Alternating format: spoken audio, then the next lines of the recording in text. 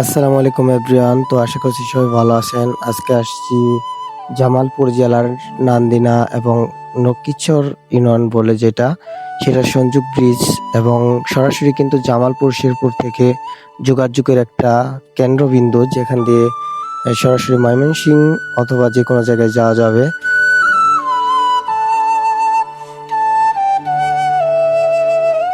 বিগত ৫ বছর ধরে কাজ চলছে, তবুও কাজটি শেষ হয়নি।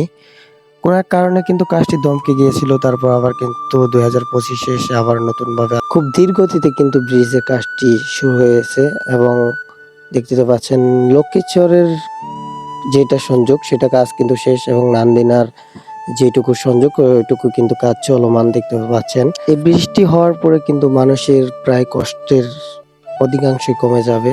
বিশেষ করে স্কুল কলেজের ছাত্রছাত্রীরা পারাপার এবং কৃষকের সবজি পার করতে খুব কষ্টদায়ক হয়ে যায়। এই বৃষ্টি হওয়ার পরে কিন্তু মানুষের অনেকটাই কষ্ট কমে যাবে এবং মানুষ কিন্তু খুব সহজেই চলাফেরা করতে পারবে এবং শেরপুর থেকে সরাসরি জামালপুর, ময়মনসিংহ এবং বিভিন্ন জায়গায় কিন্তু চলাফেরা করা যাবে। তো এতক্ষণ ভিডিওর সাথে থাকার জন্য আপনাদের অসংখ্য পরিমাণে ধন্যবাদ। অবশ্যই ভালো থাকবেন, সুস্থ থাকবেন এবং অন্য কোনো একটা নতুন ভিডিওতে দেখা হবে। এ পর্যন্তই, ভালো থাকবেন। আল্লাহ হাফেজ।